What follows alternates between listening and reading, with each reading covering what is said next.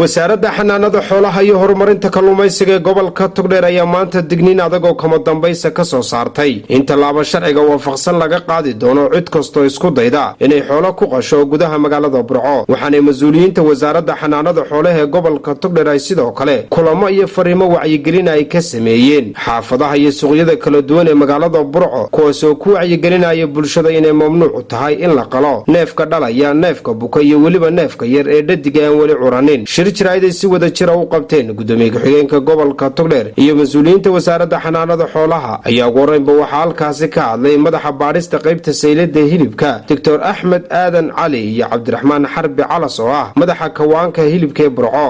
waxaan maanta bilaabaynaa hawlihii wasaaraddu ay qaranka uga mas'uulka ahayd kuwoodii ugu muhiimsanaa oo ay ka mid tahay qaybtii qalliinka oo loo baahan yahay in wacyigelin ballaaran aanu ka sameynay dadkuna aan jecelahay inaan maanta u soo bandhigno in qofkii bannaanka xoola ku qala tallaabo sharciga waafaqsan laga qaadi doono xoolihii aan la qalaynin ee qalliinka mamnuuca ka ahaana aan wacyigelintoodii saaka ka sameynay sayladda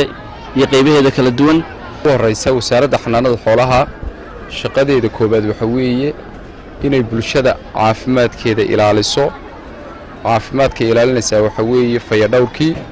waxay ilaalinaysaa xanuunada xoolaha ka soo gudba ee dadka u soo gudba ee loo yaqaano zoonotic disease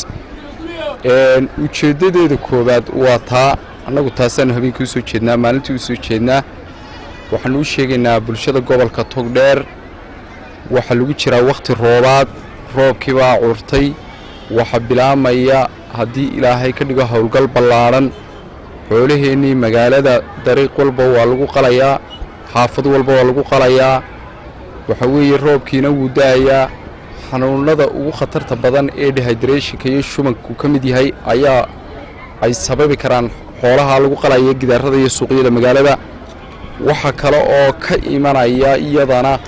xoolaheennii iyaga oo daweysan oo dawadii qaatay la qalayo oo iyada lafteedu aan jeekalin soo marin isuduwaha wasaaradda xanaanada xoolaha iyo horumarinta kalluumaysiga gobolka Togdheer Dr. Said Cali Rashid Maxamed oo halkaasi ka hadlay ayaa hadaladiisii waxa ka mid ahaa sida tan waxaan dib u bilaabaynaa insha Allah hawlgalladii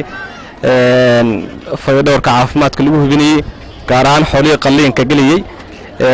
saddex neef ayaa ugu muhiimsan neefka bukay lama ogola in la qalo oo dadka loo qalo bulshada loo qalo way xanuunad jira u kala gudba dadka iyo xoolaha marka si taxadar loogu sameeyo xoolaha lama ogola neefkii dhaliyay isagana lama ogola neefkii yaraa dhidig aan curan isagana lama ogola in la qalo kuwaas oo ka ugu muhiimsan yan gaar ahaan caafimaadka guud ee bulshada anigu waxaan mas'uul ka nahay bulshada gobolka Togdheer gaar ahaan degmada Burco hilibka iyo caana caafimaad qaba inay helaan ayaanu diyaar u nahay oo heegan ugu jirnaa hawshaana imkaan dib u bilaabaynaa dardargelintiina way socotaa imka marka bulshada guud ahaan waxaan u soo jeedinaynaa in hawsha la socdaan nagala shaqeeyaan saana ku ogaadaan qaybta labaad iyagana aan soo jeedinay waxa weeye xoolaha la daweeyay lama ogola in markii neefka la qalo amba caanaha la soo iibgeeyo ilaa intay dawadu amba caanaha amba hilibka ka baxayso taas waa mamnuuc waxyaabaha ugu badan imka la keenana waa xoolo daweysan amba dadkan xoolaha dhaqda geelida inta xoolaha soo daweeyeen caanaha keenaya marka iyagana waxaan soo jeedinaa neefka la daweeyay ama neefka dawada qaatay ilaa intay dawadu ka baxayso inaan caanihiisa iyo hilibkiisa la soo iibgeyn gabagabadii waxa halkaasi ka hadlay gudoomiye ku-xigeenka gobolka Togdheer Maxamed Xasan Jaamac Xoday waxaan uga mahad celinaynaa wasaaradda xanaanada xoolaha sida heegan buuxa ugu jirto xaaladda caafimaadka ee xoolaha ee qarankan ay u eegiman tahay waxaan wasaaradda mar labaad uga mahad celinaynaa anuu ku hadlaya afkii gobolka Togdheer sida qiimaha leh ee xoolihii had iyo jeer xoolaha maadaama gobolka Togdheer uu yahay gobolka xoolo dhaqataa mar walba ay xaaladdeeda caafimaad ula socoto aad baan uga mahad celinaynaa wasiirka iyo wasaaradda ilaa gobol ilaa wasaarad intaa markaan ka nimaadno maanta waxaynu halkan ka daahfuraynaa waxa weeye xoolihii waa ogtiin oo xanuunadii aad bay u bateen oo xanuuno fara badan oo aynaan ilaa aqoon baa inagu soo batay xooluhuna waxay sida dadku u bukoodaan bay xooluhuna u bukoodaan marka waxaa loo baahan yahay neefkii marka la daweeyo waqti buu leeyahay dawada uu qaato dawaduna xilli ay kaga baxday leedahay marka halista looga digayo dadweynaha ee wasaaraddu ay uga digaysaa waxa weeye maanta halkan aynu ka daahfuraynaa neefka marka la daweeyo xilli buu leeyahay dawada ay kaga baxdo xoolaha xanuunsanayay baa la daweynayaa neef aan la daweynin oo toos inta meel loo geeyo xaafadaha lagu qalo oo marka lagu qaldo ay tan dadkii laga iibiyaa iyadana waxay u tahay caafimaad darro bulshadiya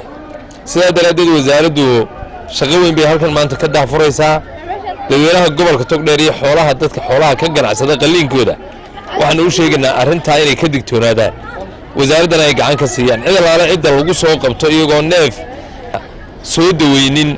ama certificate-ka caafimaadka siinin qalaysa waxa loo arkayaa in bulshadan runtii caafimaad darradeeda iyo maxay ahaydeen